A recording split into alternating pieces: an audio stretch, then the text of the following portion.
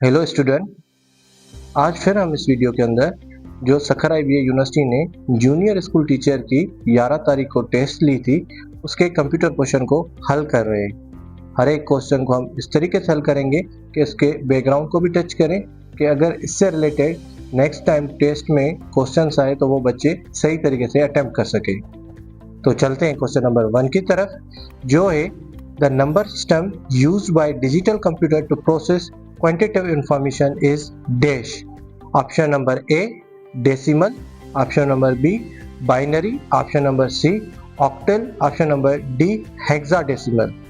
जो right answer है वो है बाइनरी, क्योंकि जो डिजिटल कंप्यूटर होते हैं वो चलते ही बाइनरी लैंग्वेज पे, जो है 0 and 1। तो इसका जो राइट आंसर होगा वो होगा बाइनरी। चलते हैं नेक्स्ट क्वेश्चन की तरफ, जो है what do we call a computer program that can spread across computers and network by making copies of itself। Option number ए जो है worm, ऑप्शन नंबर बी जो है वायरस, ऑप्शन नंबर सी जो है एडवेयर, ऑप्शन नंबर डी जो है spyware. इस question का मतलब ये है कि वो कंप्यूटर का कौन सा प्रोग्राम है जो खुद को रिप्लिकेट करता है या स्प्रेड करता है आपके कंप्यूटर के अंदर। इसका जो राइट आंसर होगा वो होगा वॉर्म, क्योंकि वॉर्म एक ऐसा कंप्यूटर प्रोग्राम है जो खुद को स्प्रेड करता है कंप्यूटर के अंदर और आपके सिस्टम की जो परफॉर्मेंस होती है वो स्लो डाउन हो जाती है। चलते हैं नेक्स्ट क्वेश्चन की तरफ, जो है in a database table a single row will be called. ये डेटाबेस के सब्जेक्ट से क्वेश्चन दिया गया है। इसके ऑप्शन कौन कौन से? नंबर 1 है record, option number b field, option number c property, option number d data type. इसका जो राइट आंसर होगा वो होगा रिकॉर्ड। अ सिंगल रो, जैसे कि कॉलम में लिखा गया था name, father name, caste, class, और उसके अंदर मैंने डेटा एंट्री की है जाकिर सन ऑफ अली गौहर, और इसका जो क्लास मैंने रखा है वो 9th, और जो इसकी कास्ट है वो रखी है मैंने, कोई भी कास्ट हम लगा देते। तो ये जो सिंगल रो हो गई जाकिर, अली गौहर, शेख, और इसका जो 9th क्लास है, ये कंप्लीट रो को हम रिकॉर्ड बोलते हैं डेटाबेस के अंदर। चलते हैं नेक्स्ट क्वेश्चन की तरफ, जो है कि while installing the window 10 operating system on a computer what is the minimum storage space required. Option number a 2 GB, option number b 16 GB, option number c 32 GB, option number d 64 GB।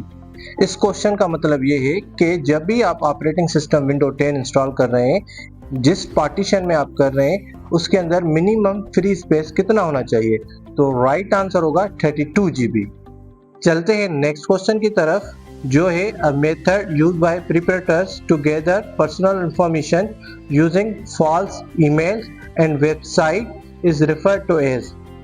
Option number a cyber bully, option number b click jacking, option number c scam, option number d phishing. The right answer will be fishing.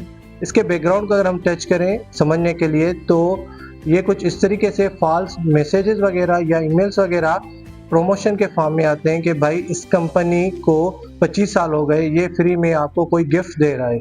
ऐसे कुछ होता नहीं है, खास करके ये fake emails होती हैं। फिर उसके बाद आपको क्लिक करके अपनी जो भी डेटा है वो इंसर्ट करनी होती है कि आपको गिफ्ट यहाँ मिलेगा, लेकिन ऐसा कुछ भी नहीं होता। इस जरिए आपकी जो इंफॉर्मेशन है वो ली जाती है।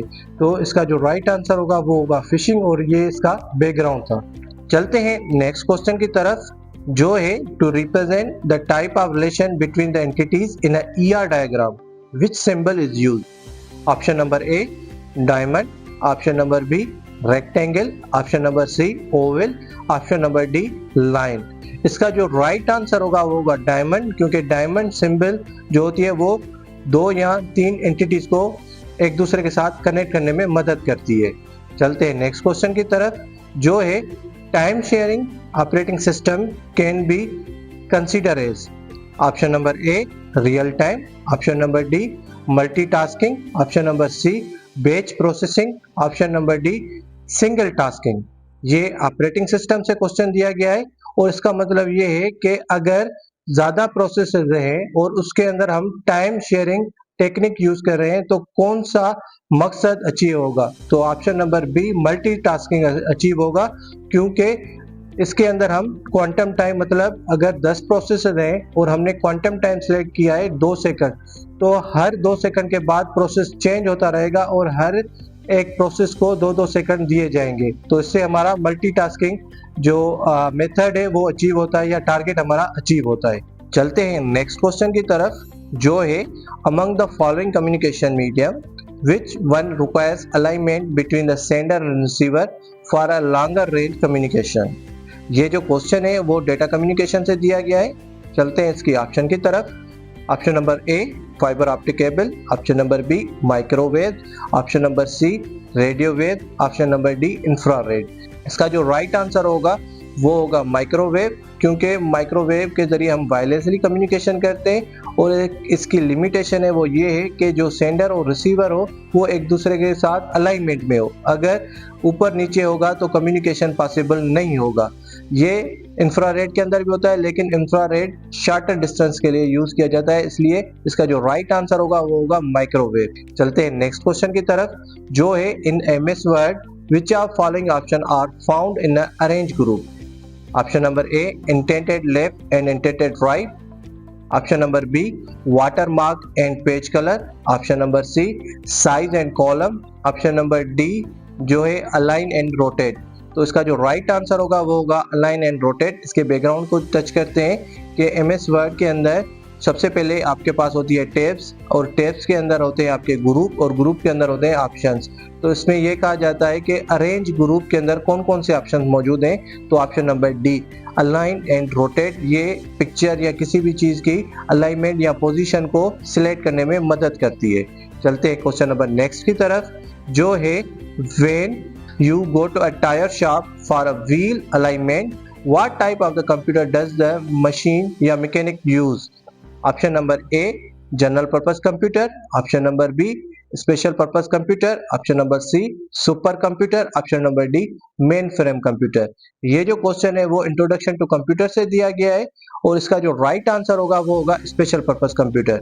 इसको थोड़ा टच कर लेते हैं कि जनरल पर्पस या स्पेशल पर्पस कंप्यूटर कौन से होते हैं। एक ऐसा कंप्यूटर जो कोई भी पर्टिकुलर टास्क परफॉर्म करे उसको हम स्पेशल पर्पस कंप्यूटर कहते हैं। जनरल पर्पस कंप्यूटर को टच करें तो जनरल पर्पस कंप्यूटर वो कंप्यूटर होते हैं जो मुख्तलिफ पर्पस के लिए यूज हो सके। जैसे कि आपके घर में जो कंप्यूटर पड़ा है ये आप स्टडी के लिए भी यूज कर सकते हैं, ये आप गेमिंग के लिए भी यूज़ कर सकते हैं, ये आप इंटरटेनमेंट के लिए भी यूज़ कर सकते हैं। तो वो मशीन जो मुख्तलिफ पर्पस को टच करे उसको हम जनरल पर्पस बोलते हैं और कोई ऐसी मशीन जो पर्टिकुलर टास्क परफॉर्म करे तो उसको हम स्पेशल पर्पस कंप्यूटर बोलते हैं। तो इस क्वेश्चन का जो राइट आंसर होगा वो होगा आंसर बी, जो है स्पेशल पर्पस कंप्यूटर। चलते हैं नेक्स्ट क्वेश्चन की तरफ, जो है among the following which one is the purpose of using frames in HTML।